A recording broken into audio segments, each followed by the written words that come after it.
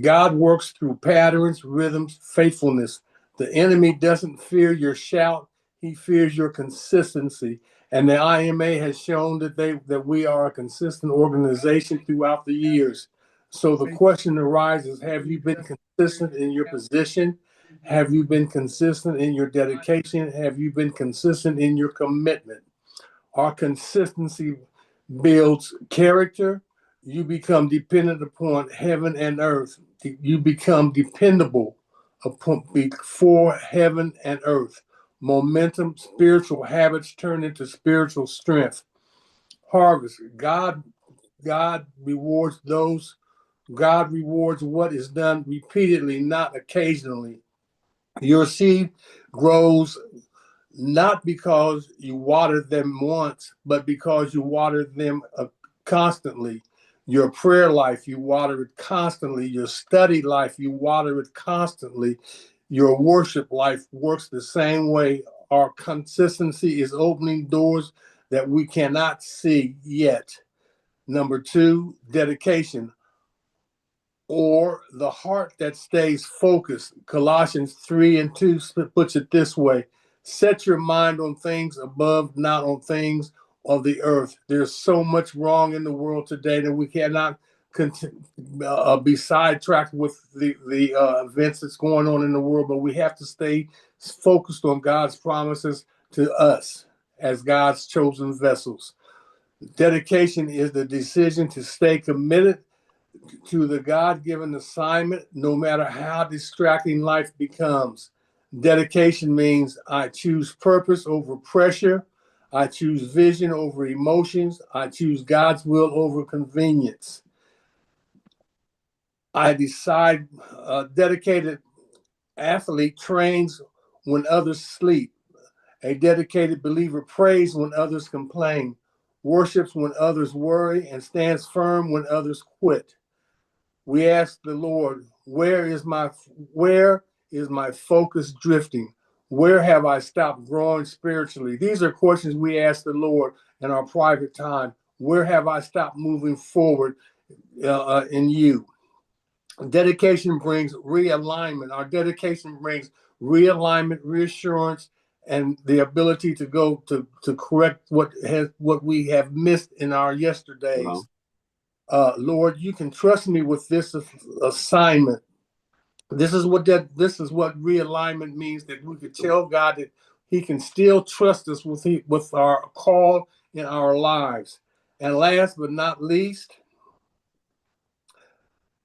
commitment, the covenant of endurance. Scripture says in Matthew 5:37, let your yes be yes. Yeah, let your yes 5:37, let your yes be yes. Commitment is the promise you make to God and the resolve to follow through even when your feelings fade. Sometimes we get down in the dumps because it doesn't happen fast enough for us, but our commitment stands firm. Commitment is not an emotion, it is an endurance. God blesses those who finish what they start, stay planted where he has placed us, push through discomfort, and honors their yes. How do I know this? Look to Jesus, who in Gethsemane, even in agony, he said, not my will, but yours be done. This is commitment under pressure. A house is not stable because of the paint. It's stable because of the foundation. Commitment is your foundation. Declare my yes is God to God is unshakable. My yes, so we have to declare out loud that my yes, what I said years ago, is unshakable to God, not to man. Let's bring it all together. Consistency builds the rhythm. Dedication sets the focus. Commitment seals the covenant. These three together create spiritual maturity, stability, and breakthrough. When you stay consistent, God strengthens you. When you stay dedicated, God directs you. When you stay committed, God carries you. You don't need to do everything. Just stay faithful in the things God has assigned us to do. Small daily steps create supernatural outcome. The power is not in the movement, it's in the pattern. What pattern have we made in these last years that we've been at an organization, that we've been together and building and strengthening one another? Here's my last thought, the real for real this time. Chosen vessels stand in unity. We are a chosen vessel. God has chosen us for such a time as this to make an impact in history, to make an impact on our community, to make an impact in government. Our consistency, dedication, and commitment is important to God and to mankind's outcome. And that is our teaching for today. And amen. Thank you, Apostle Crutcher. And that you have been is absolutely consistent over the years. There was an iPhone that just recently joined the meeting. Could you please identify yourself? An iPhone guest.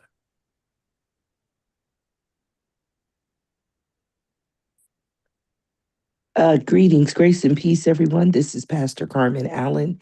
Oh, greetings, Pastor. I did receive the invite. Very good. Unfortunately, Your phone's just not labeled under your name. Is okay. was curious. So if you can label, if you have the ability right now where you are to label your name, please do so.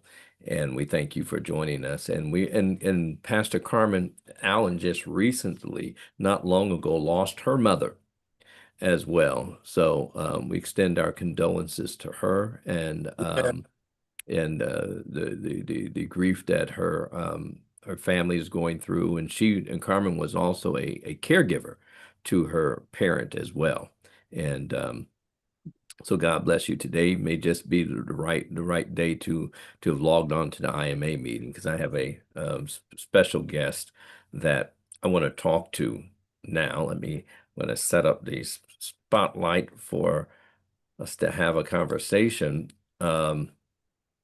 It's my esteemed pleasure to introduce to some the Reverend Don Martin. She's associate minister at the Omega Baptist Church in Dayton, Ohio, where she serves under the leadership of Pastor Joshua D. Ward. Now, I know some of you may remember Dr. Ward. He is the previous president of the United Theological Seminary, which the famous doctorate of ministry program was operating under. He went in there and cleaned house while pastoring a church at the same time. Dawn accepted her call to ministry in 2010. She received her BA in Human Services and a master's degree in Human Services, and her second master's degree from Wright State University in Clinical Mental Health Counseling, with a focus on grief and community and family. Reverend Martin currently is the founder of the Risen Empowerment Resource Center, Incorporated, Diva by Design Ministries, and Girl Empowered and Mentored to Success. That's GEMS, which she is a complete educational and success tool for women, girls, and teenage young ladies. Her plan is to develop long-lasting partnerships to help create a better world. Her goal is to uplift, enhance, and to motivate and celebrate women and girls. Reverend Don celebrates her most prized accomplishments, her son, Donovan Benton, and her granddaughter, Denise Benton. Did I pronounce her name right? Denise, yep. Okay, very good. Now, so we thank you for taking the time to join us today. And you have an expertise in mental health, but today we want to talk about grief and loss. Grief and loss is Black History Month, and at all of our ceremonies, we sing an anthem, lift every voice and sing, and we say, God of our weary years, God of our silent tears. The word is that they even use the words. James Weldon Johnson used the word gloomy. I mean, it depicts a lot of trauma. And as Black people in America, we would go have been through a lot of trauma and association with grief and loss as well. So let's talk about grief and loss. What for people that are in ministry, what would you find that many would find surprised about the grief and the loss that we experience as clergymen and women? Well, first, I just want to say thank you to Bishop Coates and this group of people that I'm just in awe to be in the presence of. So I just thank you for the invite this morning. Um, it has been a journey in itself just to kind of come to an answer to that question. And I'm sure we all know that and have been touched by in some way the loss of our loved ones, loss of jobs, uh, sometimes the simplest of loss, our pets or things that we hold, anything we hold dear to ourselves. So we all will to know about the feelings and the emotion of grief and loss. But I think what we as clergy and the church have underestimated is what happens after the benediction, as they say, or what happens after the committal, with how we respond from the pulpit to those that we're here to serve and to include ourselves as leaders of the church. And so we tend to forget about that because usually anybody in good leadership, I'll say that, we don't think of ourselves. So self-care is never really a part of that equation. And when you're talking grief and loss, we're slowly draining the cup, as I say. When you think about everything that you have to do in that leadership role to support everybody else, but what happens when it's your turn? Well, you have a dynamic personal story Amen. about having personally experienced grief and loss. Can you tell us just a little bit about it? Thank you. Yes, 2003. I always say is the most difficult storm I've ever been through, and that was the loss of my mother. My mother was misdiagnosed for over 20 years. We probably went to every prestigious hospital in the United States trying to figure out the why, and nobody could give us an answer to that. Well, unfortunately, 20 something years later, 2003, when she transitions, it was not, it had nothing to do with anything that they might have thought with this so-called diagnosis, right? That they could not really give a name. It was at the unfortunate hands of malpractice through her surgeon. And we could not get any assistance with that. But what happened to me is what becomes profound. Was a caregiver for my mom starting at the age of 12. So of course, to lose my mom at 34, and my mother was only 54 at the time, instantly was traumatic. We could not get clarity from any of the medical community on really what was happening, which what I call date and time stamped my mind when it came to trauma, right? That is where my trauma began. That also is where my slide to, I say, the dark side happened. I went through a 2.5 year depression, and what we now term as functioning depressants. A lot of us may have heard that because, I digress on the fact that the world is walking in that right now. But not knowing what God would do to use that cloud, that storm for me. Many years later, he had me to pen the book, Fill My Cup, which really was just my journey through that depressive period and how I had to allow myself to be open to God to see me through it and to the other side of it, and not knowing what his greater purpose for that was. And it is now curriculum that we teach. We've served with the prison ministries, served 5 years at Dayton Correctional Institute, going through the Fill My Cup process. And now he's, what I say, stepping it up another step And in this season, he has assigned me this divine order to take care of those are in leadership first. We need to get to our pastors. We need to get to the leaders of our congregations who may have been carrying unassigned weight, we call it, with grief and loss and things that you may not even think have been a grievance to you over your lifespan that is now showing up on the back end. And You used the term unassigned. Could you unassigned.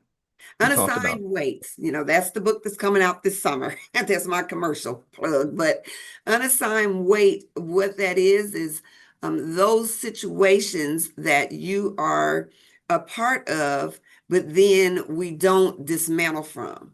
And so as clergy, we know that with every person in your congregation, that's an assignment, right? We look at that as a part of your design, your divine assignment that God has placed these people on your path and under your tutelage. And so everything that you experience with those people on top of your own life journey then becomes what we call unassigned weight. And that means that I'm still picking up and carrying the burdens of those situations, even though I must go on, even though I must carry on. And so where we tend to drop the bag, unfortunately, is in the aftercare of those situations. We don't transition them or hand them back off, I would say, correctly.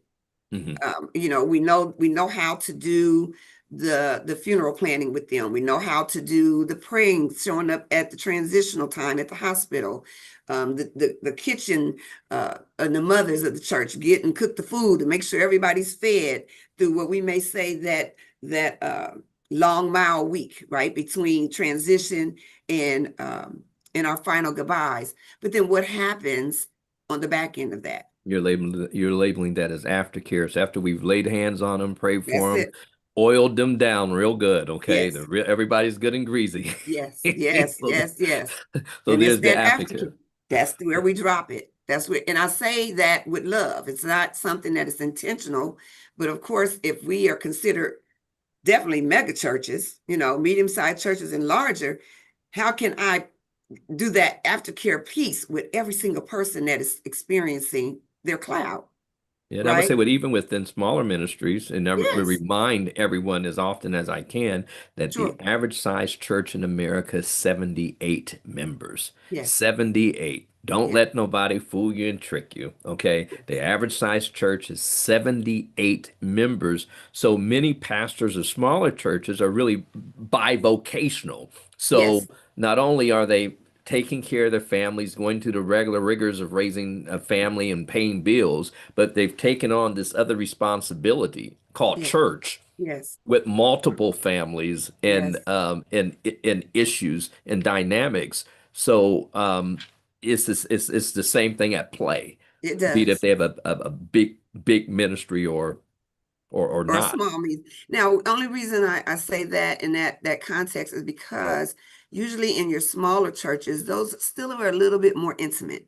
Mm, I'm me being a part of Omega, that's a lot of folks. And mm. so even during my weakest moment, I think I shared with you prior to this conversation was that I didn't even think to tell my pastor Wow. that my mother passed. Because why would I, and I wasn't in the ministry or part of the ministry team at that time, but it just didn't connect to me that I had that kind of personal relationship to do that. Even as a tithe parent coming every day to Sunday school and Bible studies, I still didn't connect in the middle of that trauma to Right. do that. And so that's why I mentioned, the medium and larger churches, you definitely Mhm. will see that dropping in the aftercare because I'm still coming to church after everything is still done. Right. Um, Somebody, those maybe closest to me, may still be coming and saying, how are you, that type of thing. But from a ministerial standpoint, are we following through? we have our bereavement ministries, but it doesn't then pick up the aftercare piece of it. Let's talk for a moment about pastor to pastor, and Sure, we're a ministerial association. Are there any sure. telltale signs, warning signs to let us know that one of our brothers and sisters in ministry may be, under a great deal of stress, or if they're grieving, Mhm. suffering loss without them necessarily saying it, or does it come out in any other ways? Oh, definitely. It come out physically within us. Fatigue, is the one of the entrances to disease in our body, right? So it could be all of a sudden I'm Where doing fine, and now I'm a so weight castle drained and I fall weary under. that I catch a flu or I get sick. If I already have inflammations going on in other ways in my body, I'm finding myself not being able to have the same type of stamina that I've always had.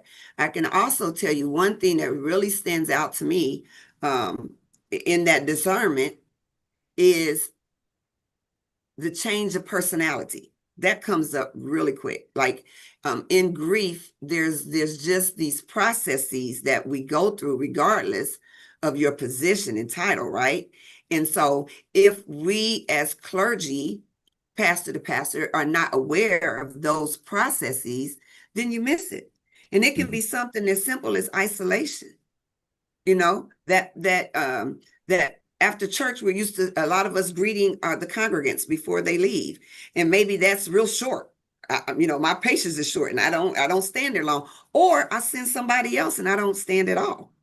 There's just different things that can show up. So if we notice that, what are some things we can do without being evasive, without being disrespectful to our a colleague, to Mhm.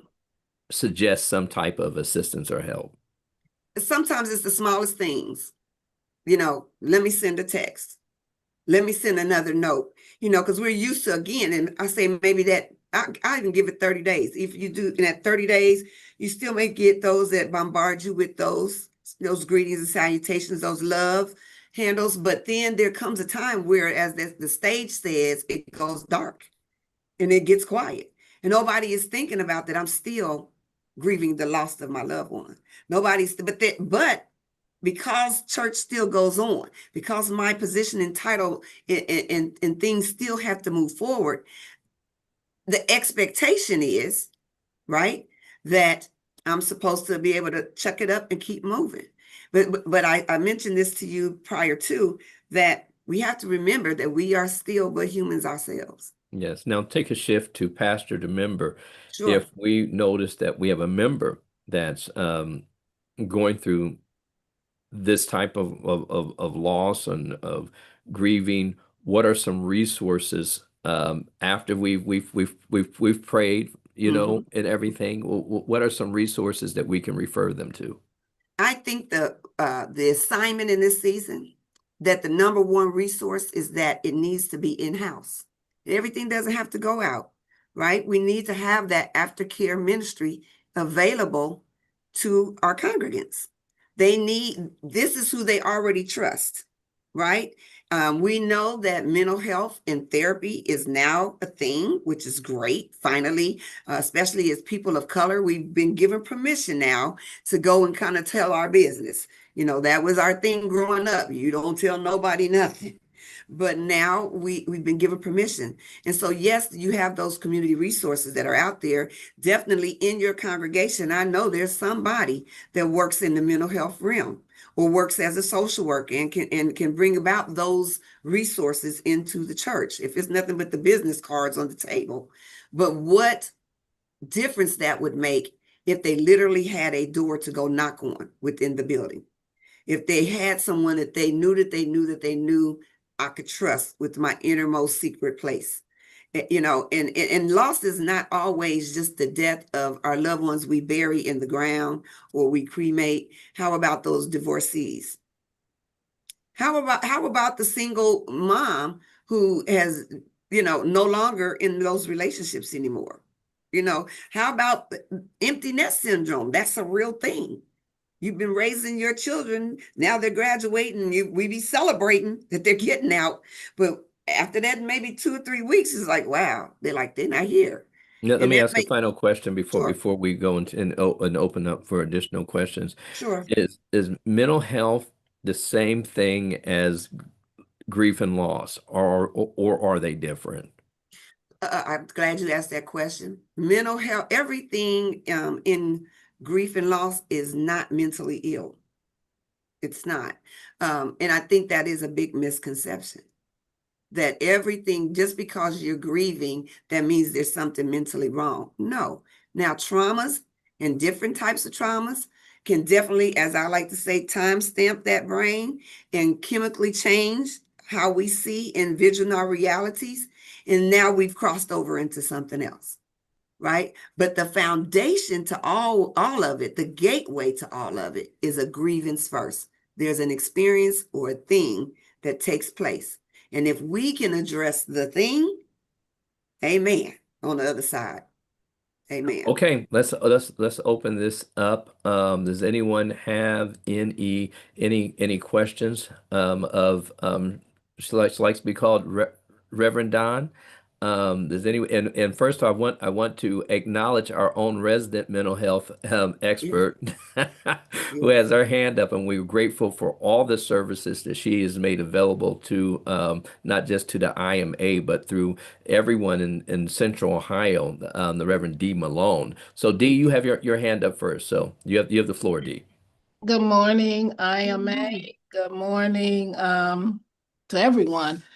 Just really appreciative of your sharing, Reverend Martin. And one thing that immediately resonated, was your phrase unassigned weight. Adam Major Franklin County hosts an annual mental health conference, and the one in May of 2025, the panel of faith leaders talked about what they ended up tagging it was unattended weight. yes. Attended. So Mhm. just because they're going through the work and they're going through the support, the eulogy, the support of all the things, it's unattended because they got to go to the next one. So this unassigned, unattended thing, I think it is something that probably needs to be lifted and Yes. crafted in a way, framed in a way to support our faith leaders in a meaningful way. So that resonates. I do have a question about your curriculum. Do you offer it? Are you in the position now to offer it to faith leaders? I And, am. and I'm sorry, go ahead. go ahead. No, I You was kind going of to say blinked you're out, in so an I wasn't sure if organic you were pause. done. Go ahead. Yes, ma'am. I am able to offer it to our faith leaders.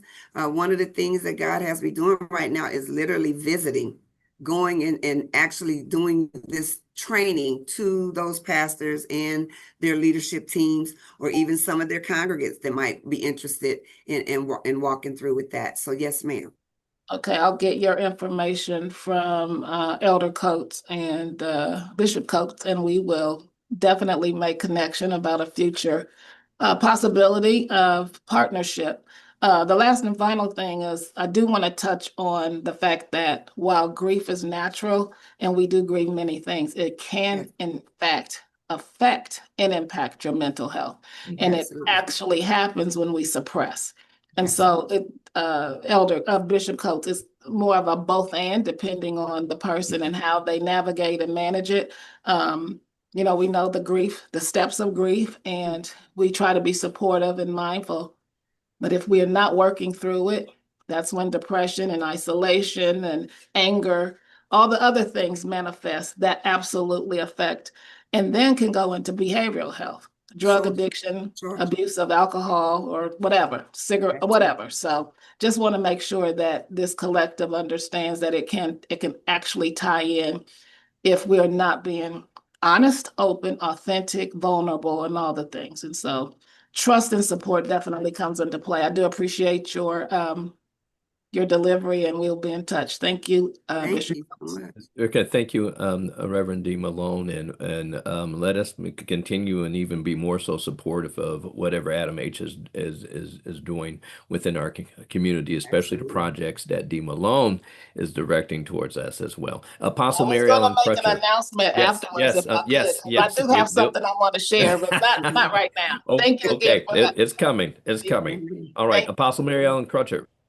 Blessings, and thank you so much for sharing what you have shared. It definitely sparked a greater interest in me. And one of the things that you said was about having grief, ministry, counseling, or whatever in house where people don't have to look outside to. Um, Take advantage of or get the necessary help that they may need when it comes to grief. So thank you for that. And I was going to ask what what could what's as far as a startup, how do you start up that? But then I also, through the questioning and comments from D. Malone, you did say that you would be available to come to and do training to get things set up. So that kind of like answered that question for me. But if there are any strategies that you can kind of share off the cuff or very quickly about starting up that type of ministry, and would you say that we needed to have professional licensed counselors on hand to handle that part? Because I am definitely an advocate for aftercare and an advocate for mental health, and never having a problem with matching up professional licensed counselors with ministry, and really bringing them together to help people, because that's what we do. Absolutely. Thank you so much for that question. And I'll just answer it kind of in the reverse. Absolutely, you need some clinicians that on board, right? I think this is a great thing for like any associate ministers that are under on your leadership team. But definitely, you want some clinicians that can walk hand in hand with that ministry. Absolutely, absolutely. Because one of the things we don't want to do is kind of what I say, rip the bandages off, and someone is hemorrhaging and nobody knows how to stop the bleeding. And so it's very important that we have the necessary trainings in place, as well as the professionals in place to walk with that ministry for sure. If you don't mind, real quick, I would like to share with you really quick, if you don't mind.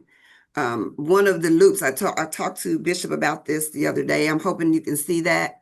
Yes. And this is something very simple, and we can get this out to everybody, or you can even go on Bing or Google it to get this.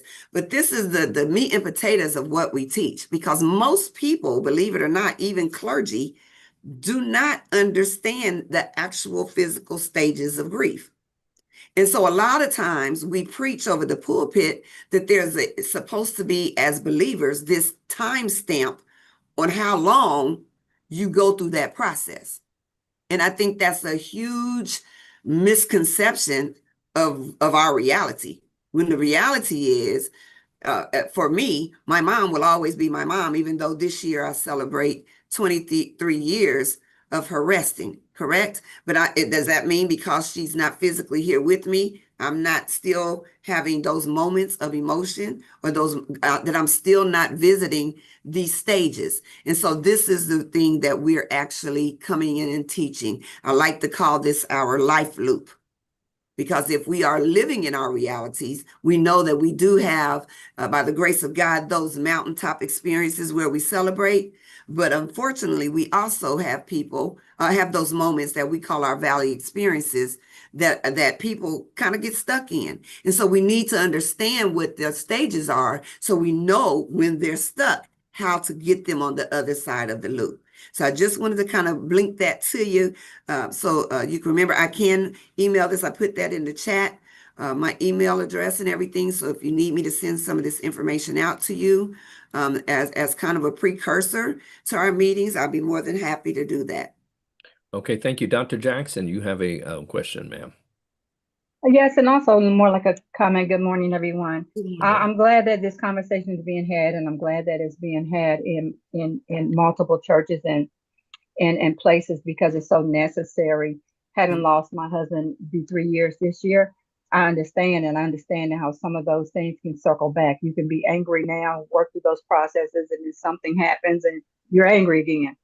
But I'm glad that this is happening because I think part of the taboo has been with getting help for ourselves. While everyone has mental health, everyone doesn't experience mental illness. That's And right. if those healthy things are not maintained, even through our grief processes, they can become mental health issues. Yes. And so I'm glad that this is being addressed and brought. And I like the idea of it being in-house because the church has always been a trusted place and having those clinicians and things in place and resources where people can get help. But my greatest prayer is that people will just get beyond what others think and what others are saying and get the help that they need and, be courageous in getting the help that they need when they're experiencing any kind of loss. Yes. Yes. Amen. Amen. Thank you, Amen. Dr. Jackson. Thank you. And you have an upcoming conference, Reverend Don. You Um, want to share yes, some I information have. about it? Yes, sir. Thank you so much. I have a upcoming workshop that I will be doing for a church in Xenia, Ohio. This is coming up on March the 7th. Our Grief to Purpose seminar. The seminars are usually around 11 to 1, depending on that particular congregation and what they want to do. And then it literally takes you into not just understanding our life loop as opposed to grief and loss, but also how do you, and I heard someone else say this, take those moments and turn that pain into divine purpose. How do you allow God to utilize that darkest cloud that you may carry to help and deliver someone else? And so this is what I am offering to bring, hopefully in collaboration and partnership to the clergy that are part of this association, this training and this piece. And so, yes, I'm excited about how God is moving this season, and I believe that it is divine because the world right now is going through. We're suffering. We're suffering in this place of grief and loss, and if we don't understand it, then how do we actually help someone else maneuver through it? Wow. Well, thank you so very much for taking the time to be with us Thank you so much. on this morning. I know these are issues that we constantly struggle with, but we're here for one another. But we thank you again for your ministry and for your calling. And in the words of Bishop Eddie Parker, in his new member packet, do you have insurance? So I'll resonate with some people. Okay, but but thank you again. Thank you again for your time. Okay, this is Black History Month, and the month is fleeting very rapidly. Next Wednesday, we will begin the Lenten season with Ash Wednesday is already here, and for Good Friday of 2026, we are having a seven last words service. We are already booked at Agape, Pastor Stephanie's church, and if any of you desire to preach any of the seven last words, please let me know. Please let me know in good time. Right now, all seven words are open, and we enjoy this time of fellowship together. Man, we just have a really nice time, and a real nice spiritual time together of fellowship.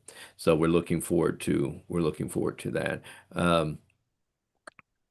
And just contact me. Just reach out to me, text me, call me, email me, and we can get you plugged into our sacred seven and historic seven last words service.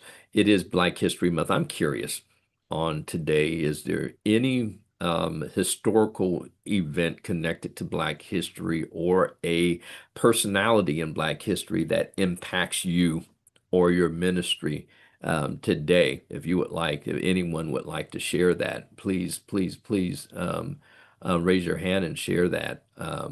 And share that with us now. If there's any historical event in relationship to Black history or an individual, a Black historical personality that impacts you today, presently, in what you do, how you do it, please. Apostle L. Coleman. Yes, one person who really impacted me and made me want to work, particularly in the Black community as it relates to publishing, is Ida B. Wells.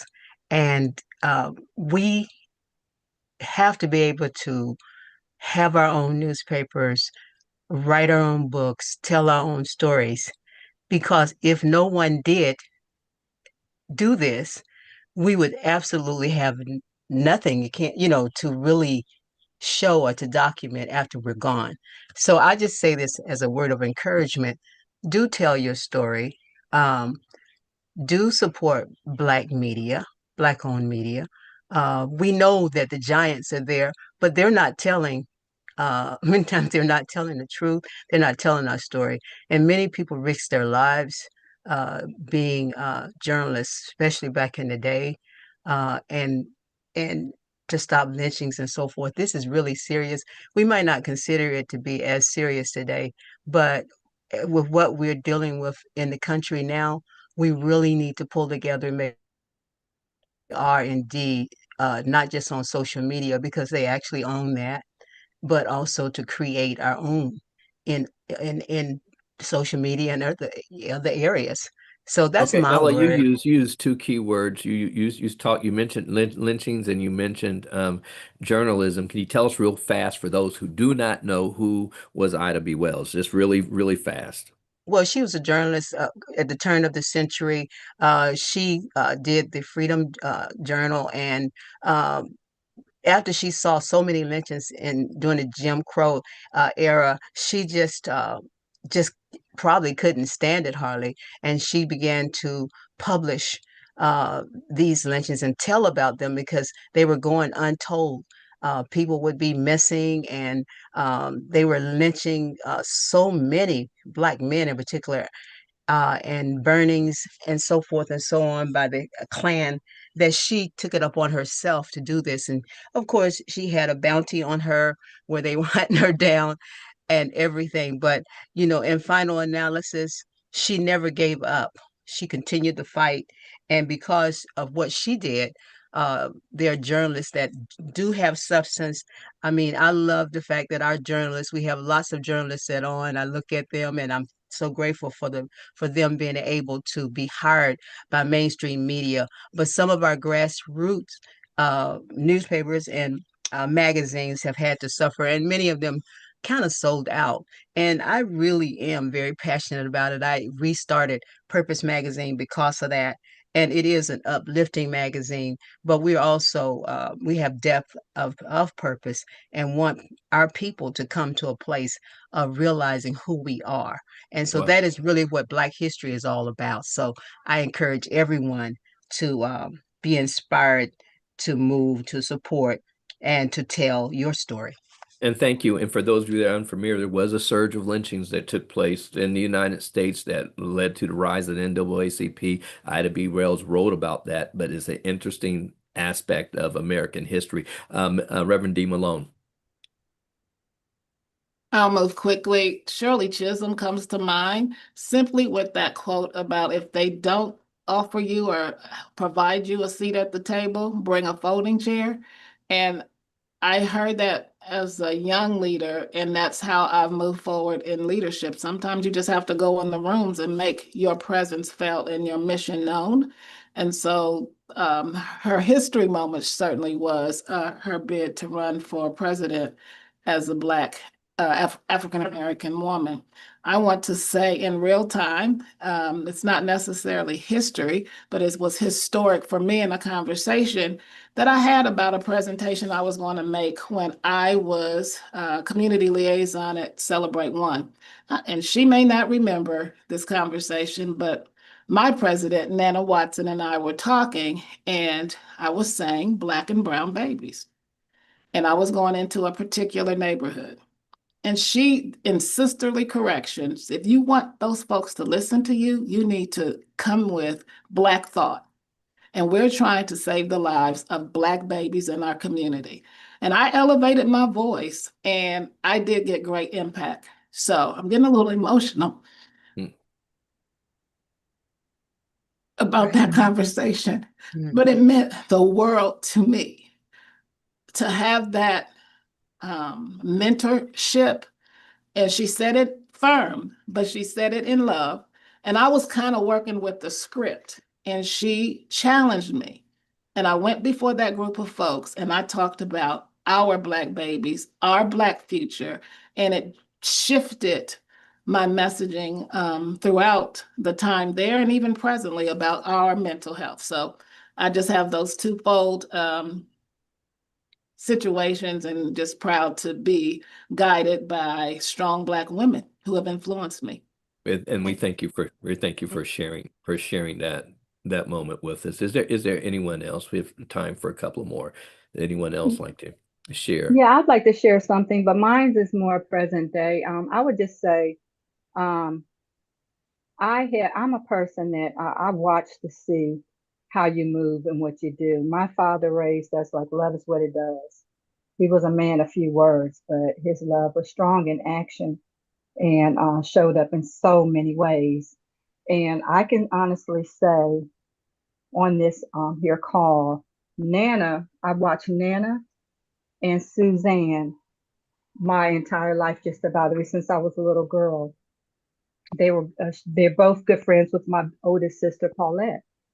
And just watching them inspired me to want to be better, to be educated, to be impactful in my community, uh, to be a person of action. And I just want to say thank you for the example, because for me, I needed to see those real life examples. Not that I didn't, because my mother was a great woman, but to see that outside of my mom spoke volumes to me. And so for that, I want to say thank you. And, just despise not small beginnings. It might look like something small, but it's really something huge. But someone's always got a lens to your life, and you never know who you're impacting. So I thank you, Nana. And when I get a chance to say something to Suzanne, I'll say that again. Thank you so much for being those examples in front of me as a young girl coming up. I will never forget. Thank you so much. Thank you for that. Thank you. Is anyone else? Tears to my eyes, Bishop Coates. Oh, Am I well, saying you're a Dean? living history maker. I don't know about that, What but do you thank you so very much. What do you for your kind expect? words. Look, and I look at historical figures, and I admire and say the Adam Clayton Powell Juniors and the Martin Luther Kings and um, um, the Frederick Douglasses and the Marcus Messias Garveys or what have you, but I did not know them personally. I couldn't ask them questions that they could look me in my eye and give me an answer or champion anything for me. But I did have the experience in my life to have a mentor that is gone now. His name was Cornell Howard McCleary, and he is my ultimate Black history figure because he trained a cadre of us. He told me once, he said, John, you know what your problem is? He said, your problem is that you want people to like you. He said, but where it counts is if they respect you or not. And he said, and you don't get respect by kissing, you get respect by kicking. So I learned to um, slap once, kiss twice, and as well as many other sacred lessons, sacred strategic lessons. And I mean, I had reading material, training, real life scenarios, and actually was trained to do effective organizing in our community and advocacy. And Washington, on the state level, on this county and city level, there's a handful of us that were trained, and we survive today, and have some level of impact today because of him. So I take this moment to to certainly remember my Black History hero, Cornell Howard McCleary. We call him the Commander. Um, and one more. Is there anyone else that has one more incident? I see. Yes, the iPhone. Yes, I'm sorry. I was unable to take it off. Unfortunately, she Carmen. took my Nana Watson. So I'm going to have to let her have Nana because she took my Nana from me, but it's okay. She's still my Nana. I want to speak just briefly on Charlita B. Tavares. Charlita B. Tavares, I don't want to talk about her political record. I want to talk about her futuristic knowledge of how it was going to be.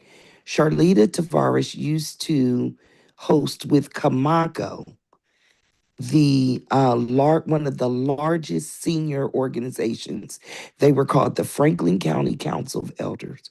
And in her youth and her wisdom, she realized that the senior voting power and the senior financial power would become a dynamic as we begin to age.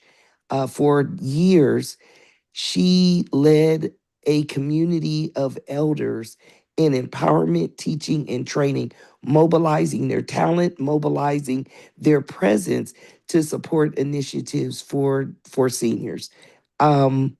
This was very impressive to me because her meetings took place at one of Kamako's buildings, and I was the director of the building. I seen it then, and her vision, she may have been before her time, but now again is a time for that type of powerhouse to come back. She's given us a roadmap.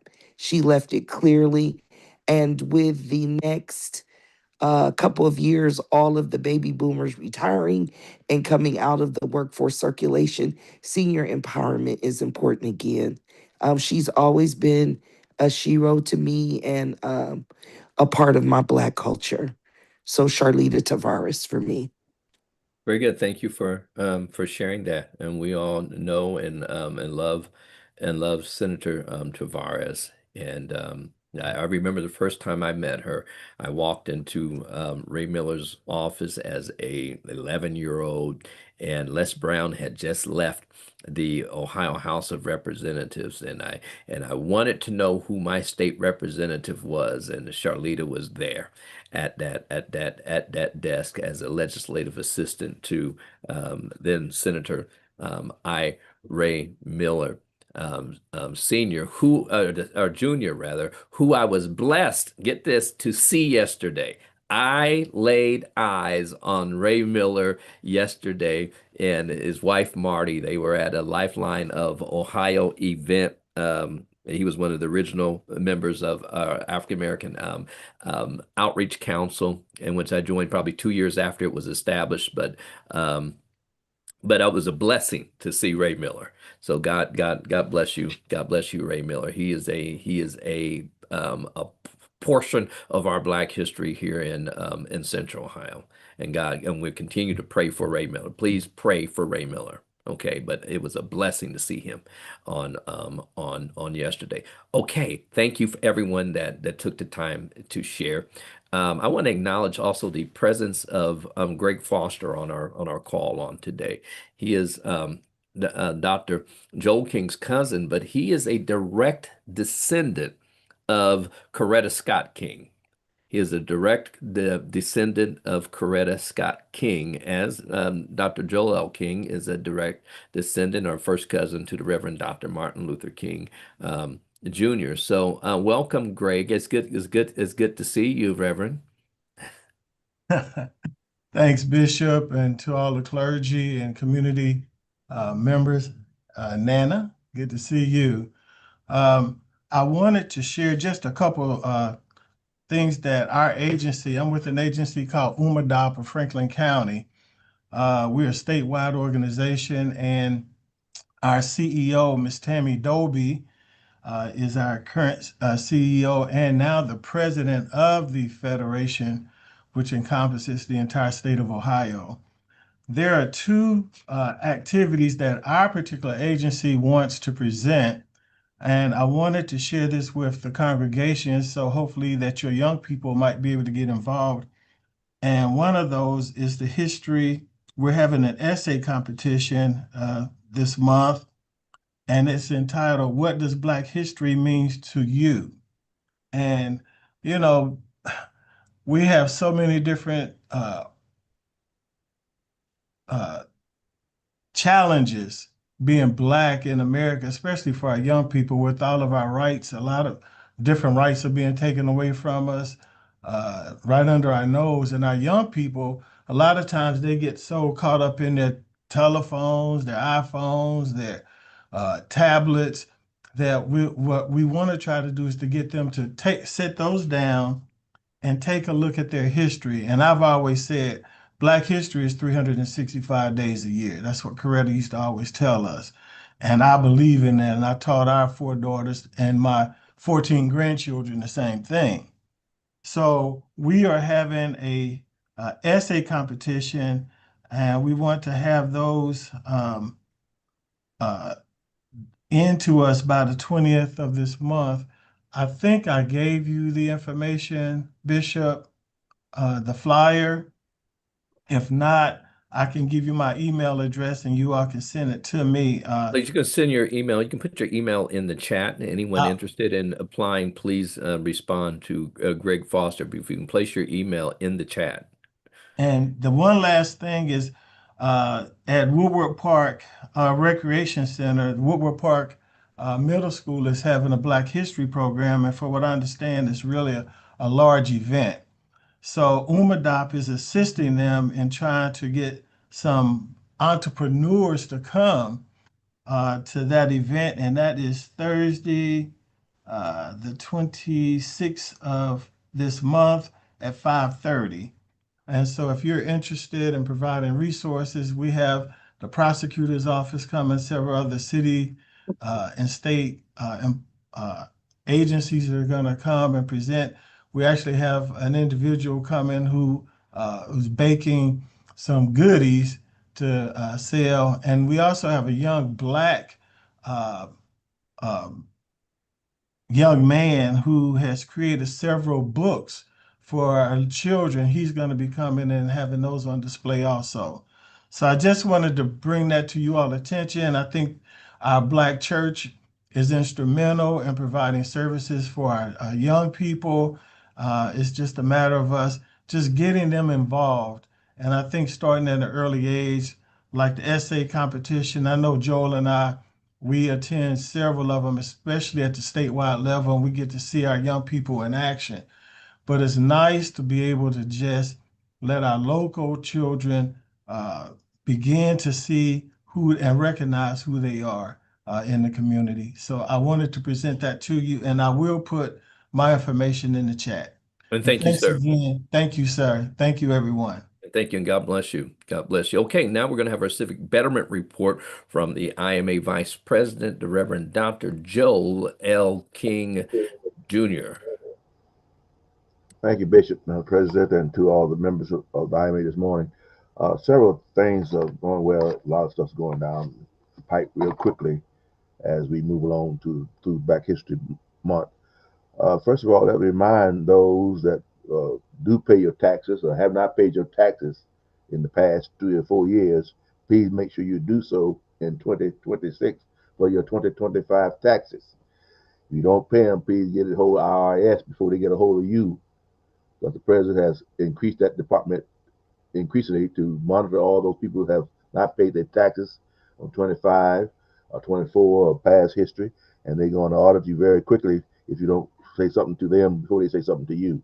So that's coming up very quickly. That's got to be compliant for the 725B bill. They have nationwide. The next piece is the city council engagement team. They have a city council. You can call Mrs. Holt, Catherine Hope there at 614-216-8789 to be a part of that engagement, community council engagement team they're trying to start for the city of Columbus. For those of you still looking for warming centers for the least of these in our community, or those who don't have a home to go to or be warm in the next few days of cold weather, they are open from November 26, 25 to March 31st, 2026.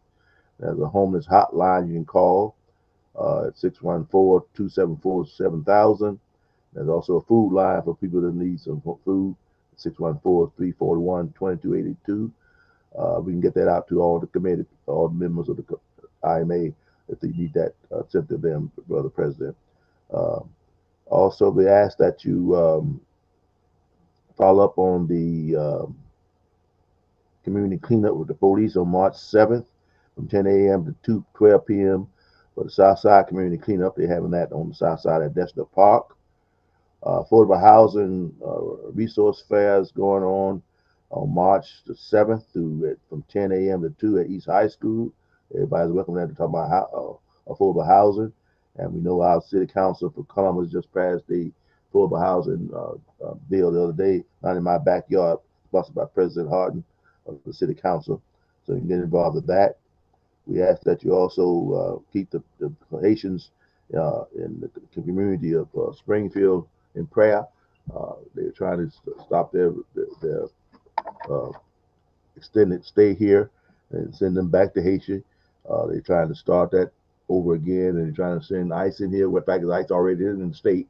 They're trying to get to Springfield and Columbus to send the least of these back to where they came from. So they claim.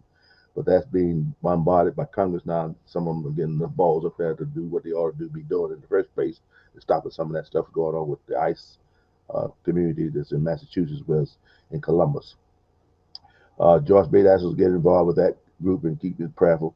We also have met personally with the FOP and Mayor Bivens of Whitehall. The incidents going on out there with the council person that's they're trying to get off. They're also trying to recall the black city council and the mayor and the white council person off there. They're trying to do a recall there. We have to be prayerful for that city. Do what you can to put our influence in that city to help them out. What's going on there, because that's I guess that's why they call it Whitehall. So it says it its own name. But anyway, that's close to home. But that's something we need to challenge as well. There's a free CPR training going on the 14th of this month, which is Saturday at New Fellowship Church on the west side. You're welcome to go to that and be a part of, again, a Not in My Backyard program. And those of you who have followed the situation that the young man is from Chicago, is trying to raise enough money to revamp the Mount Vernon Plaza. I understand he has raised a lot of money for that. We try to get now the city on board to use some of that $500 million bond money that they have for affordable housing to come in there and help him as well to do that community, revitalize it and put that back up to par. We know they get ready to tear down the Sawyer Towers next month. They're coming down to rebuild some affordable housing in that area. I just ask that you keep in touch with the news articles and other information you get to keep our community informed what's going on in our community on those items. Thank you, Mr. President.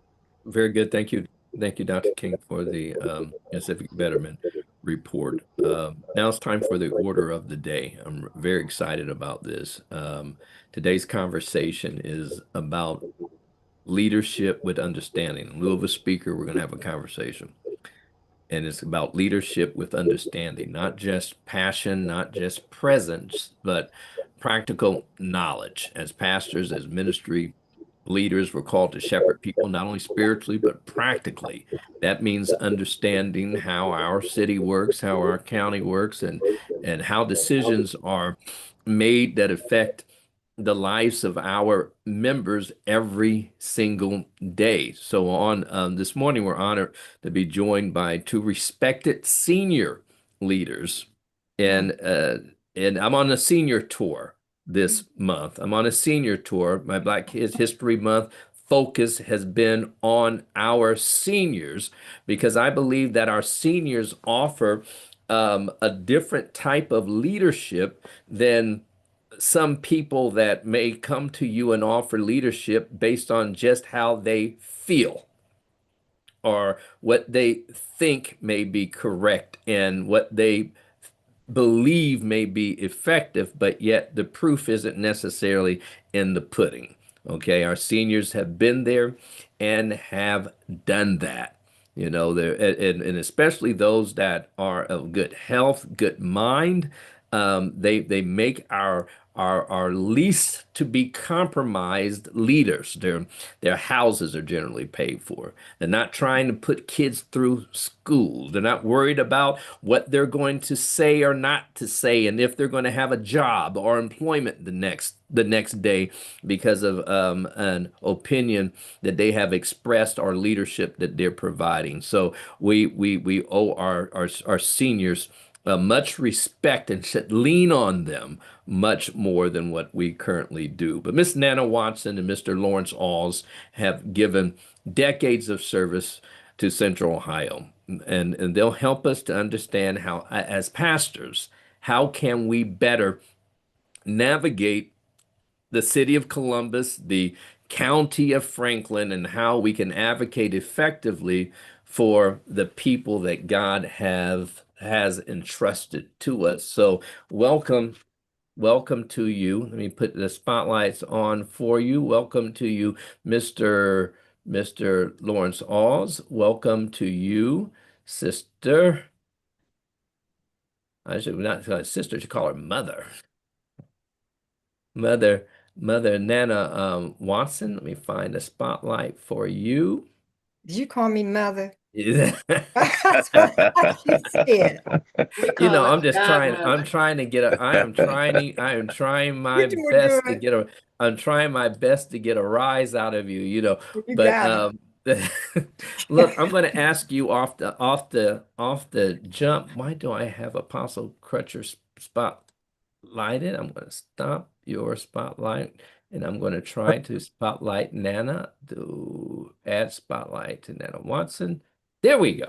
Okay, I'm going to ask you off the jump, Madam Nana Watson, about the Columbus branch of the NAACP, so we can get this question off the table. It'll be asked, and can you give us an update as to where things are with the NAACP as of right now? Let me first just say thank you to the men and women of the cloth, and of course, you, Bishop Coates, for allowing me the opportunity to speak today. I cannot comment on the NAACP. Very good. Thank you. That's been said, and she said it clearly. Okay.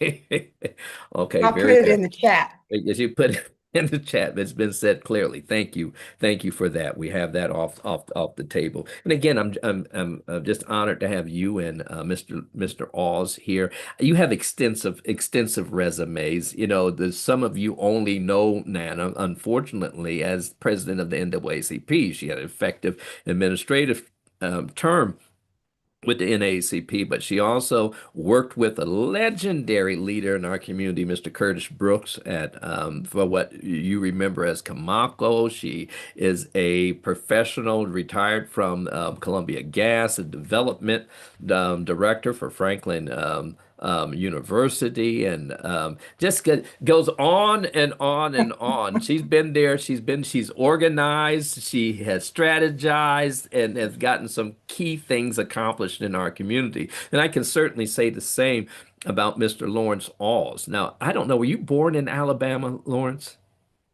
Yes, a place called Gaston. A place called Gaston, Alabama. He Yeah. was former president of the NAACP in Muncie, Indiana, and is just an innovator, a professional negotiator. He understands the structure of our city, state, county, national government. a contractor, entrepreneurial, man, and now he's into science, y'all. He's into science. Another subject, another day. We will do a one-on-one on brain science. Okay, I just want to tell you, it's fascinating, people. It's absolutely fascinating. But Mr. Oz is a fascinating sage that is in our midst in our community right now. Look, let's jump right into it. Let's jump right into it. Defining good leadership, good leadership from your experiences. How do you define good leadership in a city like Columbus? Okay, so we're not talking about in general, but specifically for Columbus, Ohio. Okay, how do you define good leadership? And let's begin with you, Lawrence. Let the older one go first. Thank you. The older one. Well, Uh, in fact, and please don't. yeah. Okay. In fact, I just heard my mama say in my ear. She just, my mama said, put a handle on that. So, Mr. Alls. Yeah. Well, yeah, I am definitely Nana's senior by a few years. Yes. But, when you talk about what leadership ought to be and versus what it is, being a leader in Columbus is very dangerous business. And it's dangerous because people compare what happens in Chicago or Cleveland or places like that with Columbus, and you can't, because the politics says that they have majority Black populations, and you can be Black and have support of the majority of the population. One of the things that stands out about Nana Watson is she is unapologetically Black in a town where that political support is not automatic. And that's what the distinction is. In other words, she represented, and in fact, this is how we reconnected, because I've known Nana really for 50 years or so, going back to something called Model Cities in 1970. But when she decided to take on an administration, it was physically dangerous for her to do that. People wanted to beat her up and physically, not just with words. And she went to the meetings anyway. And I found myself at some of those meetings with her. So we were in the foxhole together, recognizing that when you say that you're unapologetically Black in a community that doesn't have the Black political power, you're then endangering yourself significantly. And so that's what it is. It's needed because if you only respond as though you are the minority party or you cannot win on your own or with just your population, then you're not going to move the ball forward, because you've already said, I'm in a subservient position and I can't win. And so that's the characteristic of what I think a leader ought to be in Columbus, is one who takes the risk of recognizing that they don't automatically have political support sufficient to win, majority elections. Okay, Miss Nana, and just to follow up on that, a lot of people that are in leadership or say they want to be in leadership, they have real good intentions. They may have good intentions, but what separates good intentions from effective leadership? You've been an effective leader, so what separates good intentions from being effective? Well, first of all, Bishop Coates, let me just say thank you to Brother Oz, my partner in crime, and the two sisters who paid comments to me. I was greatly touched by that. And I want you to know that I appreciate it. Now, leadership to me is influencing power. You know, I think sometimes people get the two words confused, but you must influence power and you have to guide, you have to have a clear vision. And most importantly, like Brother All says, you have to have integrity and you cannot be afraid because power to be will come for you. And Brother Oz is absolutely right. Can you speak specific to power? When we say power, what are the who's are we talking about? And I'm not saying to mention names, but certainly positions for sure. But what are the who's and what's of power Well, locally? I'm going to reflect back. I think a long time ago, I hate this word too. It's Columbus, and you finish the rest of it. And I Oh, found no, what no, is no. Columbus partnership. Okay. the partnership? Use the word. What is it? Finish it for me, John. The Columbus partnership. Is it Yeah. Columbus partnership? Yes. Yes. Okay. I hope. Yeah, it is the partnership. When they talk about it's for us, no, it's not. It's not for Black people. They had this quote, the Columbus way. The Columbus way is not for Black people. And the sooner Black people realize that, the better off that everybody will be. I think that this community, we're fragmented. And that's a problem because we all can't be on the same page because of personal issues. If Brother Oz is leading something and it's good, I'm not going to participate because I don't like him. And that's the mentality of this community, that if you don't like somebody, you're not going to participate in anything that will make our community better. I don't know if that answered your question, but Okay, it gets us. We're getting closer, Mr. Alls. Okay, look, you're the Yeah. sage that everybody comes to. Okay, the good guys and the bad guys, the holy and the evil ones. They want to know what you're thinking, what you're thinking. So go ahead and follow up to that.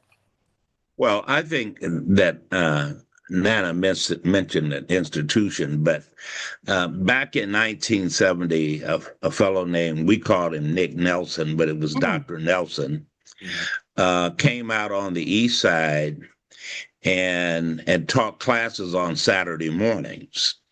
And what he did is he put up on a board like he does for his classes who the power structure was and is in Columbus by name, right?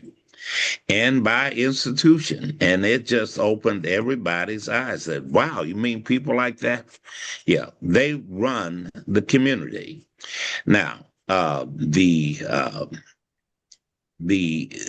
important thing is that running it doesn't mean that you're doing it well. It simply means that you have control of resources. That's what it means. It doesn't mean that you're good or evil or whatever. And so the influence of power in a city like Columbus, where you don't have the political power, Nana's position was exactly correct. And you can't influence power if you don't have your own political base. Meaning that what was important about NAACP meetings is anybody could show up and say what they wanted to, whether Nana liked it or not. And sometimes she liked what was said, and sometimes she didn't. Sometimes she showed it, and sometimes she didn't. But the very fact that you could come to that church on a Monday and speak your piece about what you thought about the Black community created something very important. It created a base of integrity that truthful information can be heard and discussed. And that's what gave her the power to influence the power in the city. Okay, And someone so just for put all of something the in young the chat people, in the chat, Lawrence. I need to respond to it, and it comes up, and I'm glad the question comes up. They said what's being mentioned it's true, but it impacts all communities and not just the Black community. And I and I need you to explain, especially to the clergy, why is it important that Black people specifically have representation? Now, yeah, power impacts everyone, but everybody don't have independent representation to advocate for them. So can you talk about the importance of Is you why? and when I say you as a Did you freeze temporarily? Yeah, he's froze. Okay, Nana, could you take that? There you go. He's back. You froze for a Okay. moment, Lawrence. Go ahead. Okay, I think the point that I'm making is that the reason that the church and the leadership of it is important is that they come very close to being the independent agents other than politicians. Well, in fact, more than politicians, because literally their bread and butter comes from the congregants. And if the congregants are Black, then it's in their interest to help that congregation and the individuals go forth.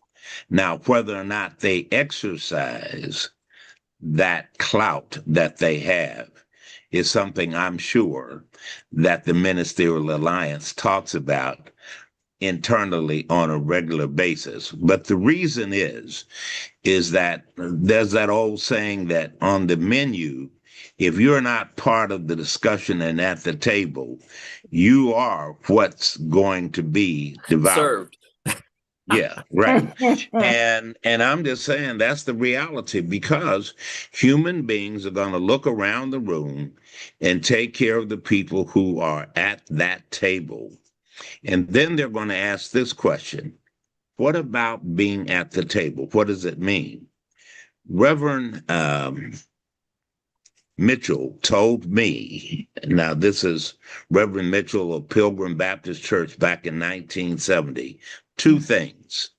The first time he ever went to a board meeting at Nationwide Insurance, all they allowed him to do was to come in, get on a knee, and pray and say that he needed some money for folks on the east side. Okay. John, I want That's to. what he said, right? Yes, Nana. But I'm the sorry. point was, Oh, I'm sorry. is that years later, we have some people who are sitting at the table. The question is who do they represent?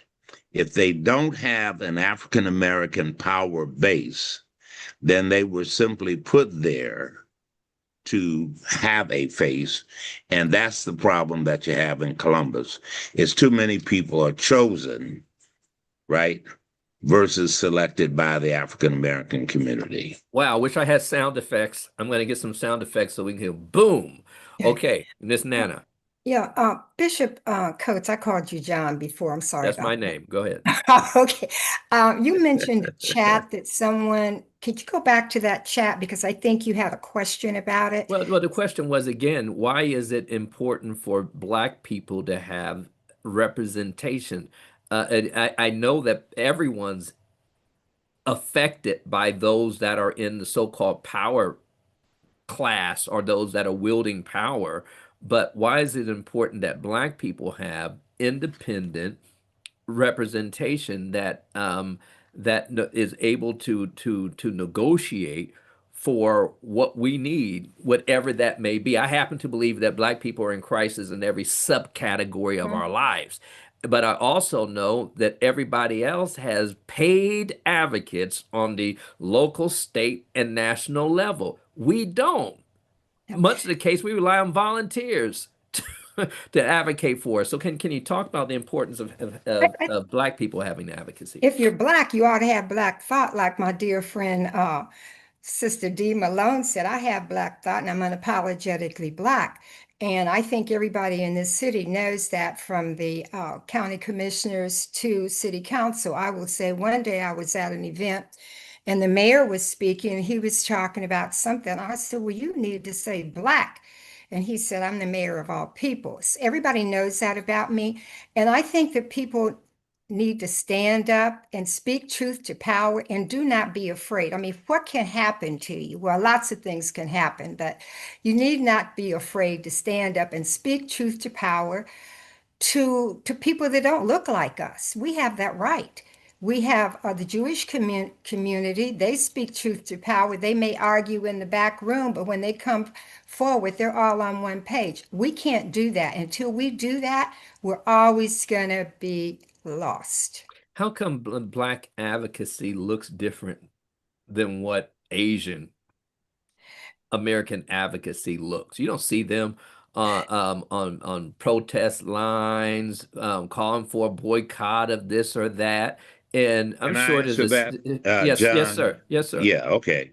Two things. One is we're the only people in this country that had to organize itself from scratch and with hostile activity. If you came here as a Jewish person, you may be persecuted as a Jewish person, but you were never denied your Jewishness. If you were a Chinese person that came here, the culture that nurtured you in your homeland, right? The social structure, all of those things you were allowed to keep or you kept. The African American experience is very different.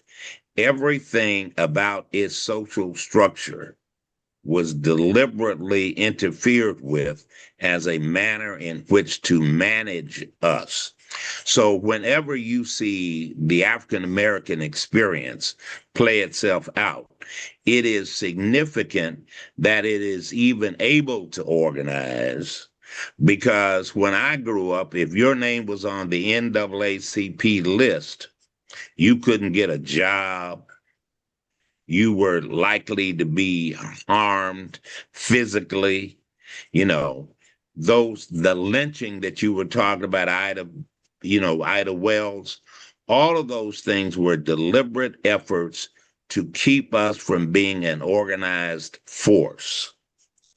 So the difference is that those other groups were not perceived as a literal threat to the power of white folks, and therefore they did not receive the attention to destroy their cultures in this Okay, the country. chat, our chat is moving. Our chat is burning up, and I want to talk about government real fast. But I'm going to shift over to money real fast. It is said that um, black dollars, you go to work, you get paid, that our dollars do not circulate one complete revolution through the black community. Um, let's see, let me Well, see here. Dick Celeste, Bishop Larry Mays just okay. basically said in our chat, stop taking our money out of circulation in our communities and businesses. And also creating a narrative about how to invest in our own lives and communities in order to get a return on investment and expect a return on investment that we invest in. So, Well, may I say this? A friend of mine named Waldo Tyler was a part of a family that at one point in time had 4 or 5 pharmacies, black pharmacies across Columbus. When it came time to get the financing to stay in business and expand, it could not get that money.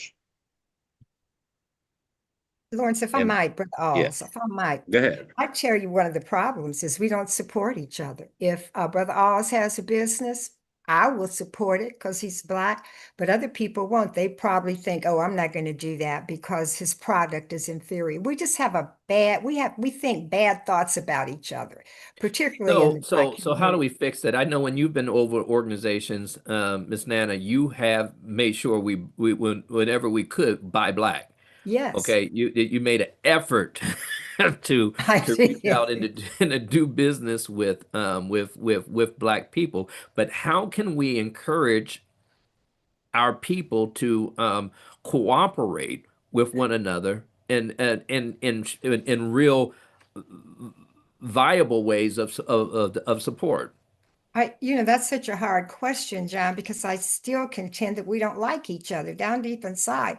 We don't like each other. We're fearful that if I buy something from Brother Oz and he's going to make more money, I'm not going to make any money. It's just we hate each other down deep inside because we can't support and love each other and support the product, whether good or bad. Just support it because you're Black. At Okay, least I don't think we that's, love each other because we have to love ourselves yeah. first, and that's a self-hatred has a lot to do And with I it. don't During the know how 70s, we. you both lived during an era where Black people intentionally, not just in the church, Mhm. but in the streets, referred to each other as brothers and sisters Yeah. or greeted each other with peace. What impact do you think that had during the time when you experienced it as adults versus it not existing now? At that time, way back when Lawrence was little, it was I was just behind him. I was just a mere teenager. It was a sign of respect. You Yeah. just don't walk up and say, "Hey, Lawrence." You say, "Brother Oz, Brother Lawrence." You put a handle on his name. It showed respect. We were little kids. You better not call somebody by their first name. You better say Miss So and so, Mr. So and so, brother and sister. I mean, that's the way we greeted each other during Lawrence's time. Okay, I'm gonna be disciplined and get If back I on track. may, Yeah, yeah, John. yes, real Okay. quick. All right. The the self-hatred was taught to us as a way to manage us. And the 70s was a conscious effort to untie that. And it worked to a degree until they put people in place to take advantage of Black being Black. And it got distorted during that period. And what you're looking for is what Nana was talking about earlier is the authenticity and the integrity. And that's what I was saying about the NAACP meetings. Whether you liked it or not, you could go there and you could hear the financial statements. You could go there, you could hear the reports of the committee. You could say, I think it's working, I think it's not working. But it was an authentic place to be.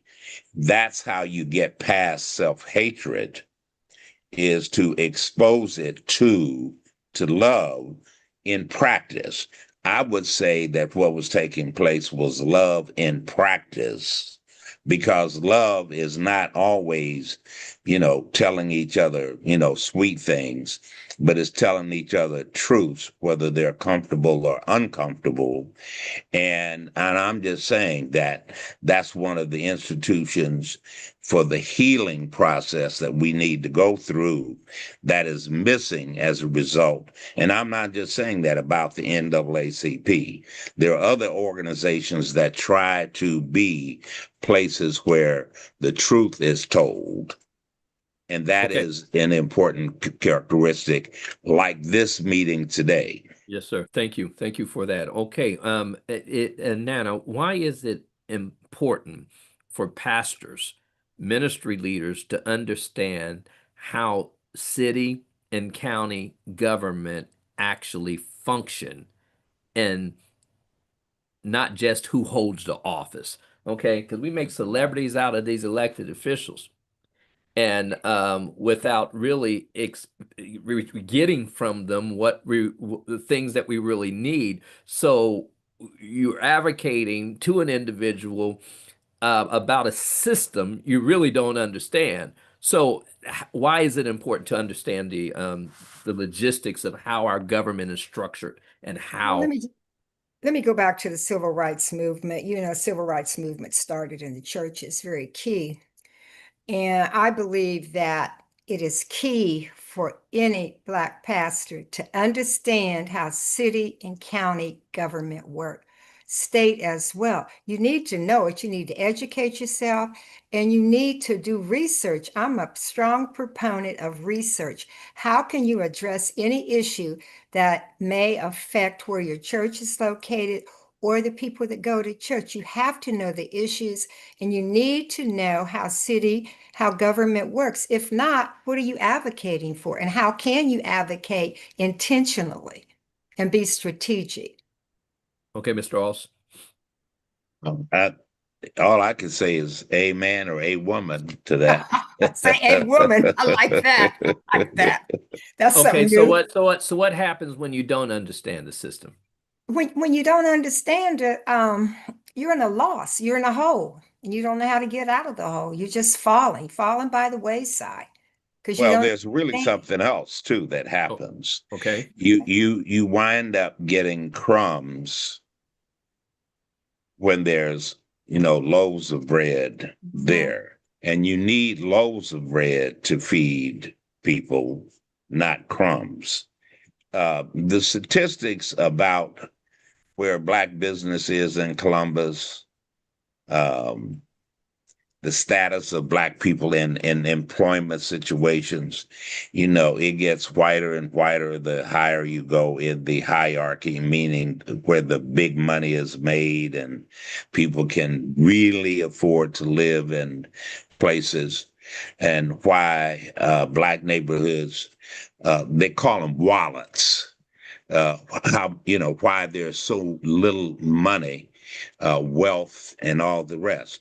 All of that is because you don't understand your own clout. And if you don't understand it individually, and if you don't understand it as an IMA, then what you ask for is for the individual pieces, and those are called crumbs. And they'll give you some crumbs, right? Like if they're going to spend $500 million, the question is, why don't we know where $200 million is going in the African American community? The answer is because no one has conceptualized how to organize and get $200 million and spend it. Right now, somebody may get some of that money, right? They may get 5 million, 10 million, and all the rest.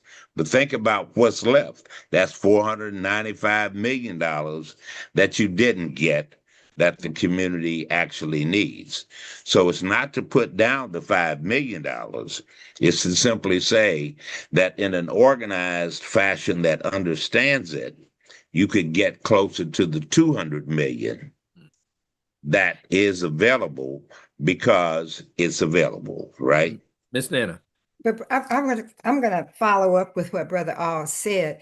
You can't go for the money because you haven't looked to see where the money is. You don't know what the county has, what the city has. You don't do your research, and therefore you continue to get the crumbs. If there's a large pot of money, you need to understand who has it, what is it for, and you need to go after it. And if you don't get it, you need to question, why is it that I can't get the funding? Is it Oh, because I'm Black? What is it? And I don't see a lot of people doing that. okay, this is my final Particularly, question. The time flies when you're having fun. I know. And I want to ask, and this is just a sampling of the wisdom that our not just senior, but our seasoned with experience citizens have that we must tap into if we're going to be successful and not only survive but thrive in the future. Listen, both of you have led organizations, you have worked in projects, you've seen things work and be implemented like model cities. You've met ministries. I know you've met Pierre Mitchell before, and the great a minister who was doing big time community development nationally. You've worked with many people over the years, Miss Nana. What is your greatest frustration out leading outside of the church? What's your greatest frustration in dealing with church leaders today, present day, and what type of improvement from church leaders would you want to see? Let's begin with you, Mr. Alls. Oh, it's a lack of recognition of their own inherent clout. And therefore, if you don't know that you've got it, then you will not use it. And since it's not used, then what's on the table stays on the table for somebody else. Several years ago, and I'll close with this, there was a lawsuit against the affirmative action plan of the city of Columbus. And the city of Columbus had asked for 10% or 20%. And the people who sued them said, well, we don't think they ought to get any percent of the money. And that was their position. So if you're not organized, like I said, about the 200 million, think about that. $200 million out of a $500 million bond issue would dramatically change what affordable housing means, the jobs, the wealth, and all the rest. But that plan, for us to get it, is not there. And the greatest frustration is that the Black ministerial community has not said, well, how do we get the 200 million, Mr. Alls or Nana or John or somebody else? And until they recognize that that's a possibility and probability, then that's what the failure will be for now in the future. And a person like me at my age, the only thing I can do is to help a young person. I'm getting ready to sound like Mom's Mabley. The No, only don't. thing, Don't. the only thing that I can do is actually to help somebody get it, because it's not my turn to take projects for the next 20 years into the future. But I can help you figure out how to get there. And the question has not been posed to me. And that's why I'm honored to be here today, because the question was posed, what do you think? Yeah. And what Nana has done is you ask her, what does she think? And I'm just saying that is so important for the future of this city, because we're healthy enough to answer the question. Amen. I, And thank you for that, Miss Nana. yeah, I think, Bishop, for me, my frustration with the faith-based community is that I don't see them being intentional on issues that affect their church or the members of their church. I don't see them being strategic, and I don't know what that is, because if all of you would band together and say, this is how it's going to be, and these are the issues that we're going to address in our community, and change policies that affect Black people. I think if the faith-based community would begin to hone in on that, we could see a difference. Okay, very good. So Thank those you. are my frustrations. And I Thank- think it's for the common good of this community. It's not for the common good of Nana, Lawrence, or Bishop. It's for the common good of this community, and that needs to be the focus. Wow. Wow. Thank you. Thank you for that. Listen, everybody, we are out of time. It got good real quick in a hurry. And again, we're grateful for Miss Nana Watson and for Mr. Lawrence Alls for joining us today for our order of the day. And of course, this should have been a 3-hour conversation, because we really would have been able to really dig into some things, and hopefully maybe to have some projects or some sessions with our seasoned citizens to help provide guidance in many of the issues that happen, and then the logistics are very important. Some of you are calling your state representatives about getting your trash picked up. That's not that's not how Don't it do works. that. Okay, that's not how it works. Okay, the city has a function, city council has a function, the mayor's office and his administration has a function, county commissioners have a function, all the agencies attached to them have a function, all of them have a funding source, and there's a whole process of how advocacy works in order for it to work. Your congressional offices have a function. Yes, not just to have a elected official's name on the door, but they serve a function that's connected directly to veterans benefits and Social Security and Medicaid. I mean, amazing, but what we don't know, and the Bible says, in all of our getting, let us get a understanding, and we need a better understanding in order to be efficient. Thank you for your sacrifices. Thank you for your leadership, Ms. Watson, Mr. Alls, and may we continue to glean from you and from others that have so much to share with us. Look, there's 2 minutes in this meeting left. I'm going to take one minute. Does anyone have a quick question, Reverend D? Well, I didn't have a question. I have a commercial break because if I start Yes, asking announcement. questions, we're gonna go into another 2 hours. This Yeah. was fire. I've got plenty of notes for a part two that probably should be hosted in the community. But with that said, a couple of weeks ago, I had the opportunity, and President Watson was also there. The Franklin County State of the Seniors, and so there's this common thread that's going on even here. I think they are targeting folks 60 and plus. So I think there's a space for seniors, and then I think it's a space for the seasoned. So 60, maybe 70 is the season, but I don't know. But I realized that I realized that this group of individuals is not them. It's now me and us.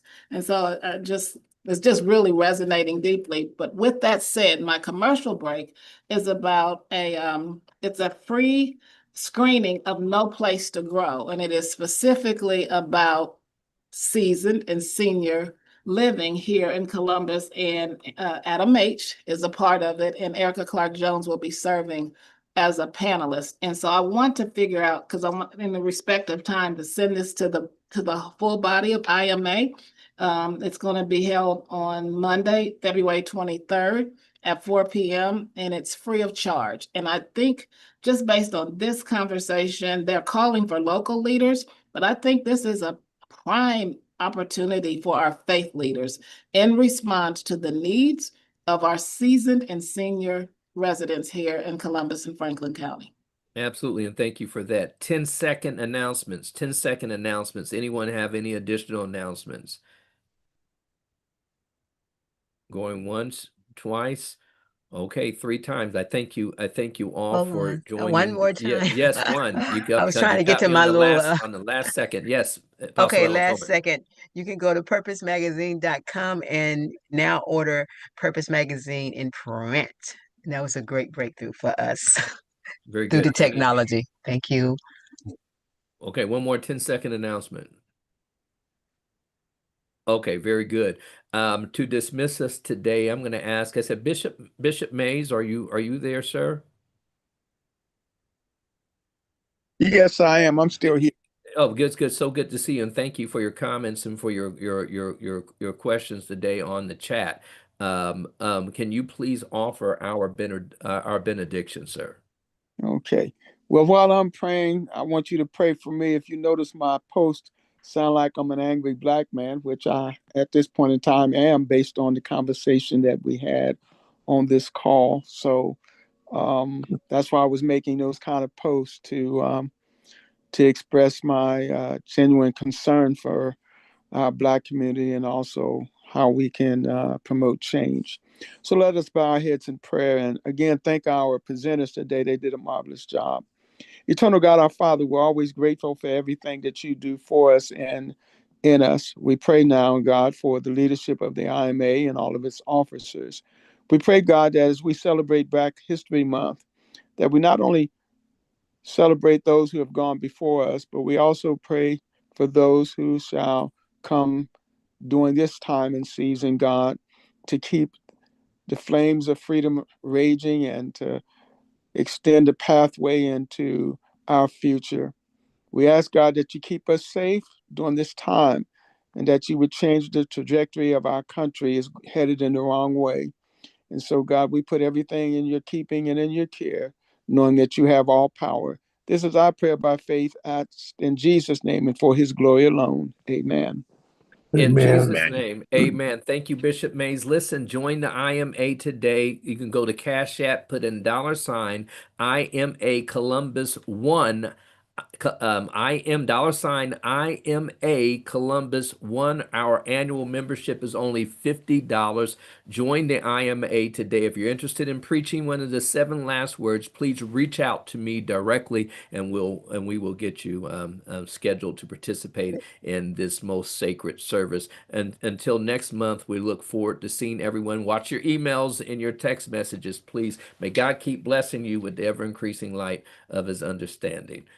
Bishop, I got one more question for Nick Yes, and for yes. our presenter. Was there ever a case study done on Singletary store on the impact of Singletary and what was the main cause of it closing? Was It was right anyone in the heart of the Black community. I was Right. just still interested in that. Brother, I'm sorry, Bishop, probably Brother Alls. Like I said, he's much older than I. He can remember that far back. But on a serious note, Brother Alls and I have a wealth of information why that store opened and why it closed, and who was responsible for having that store close. Okay. Okay, reach out to Nana Watson or to Lawrence Alls. Okay. Research has been done. They have the information Okay, great. about that Singletary. Good question. Thank Okay, you. everybody. Bye-bye. Good afternoon. Have a safe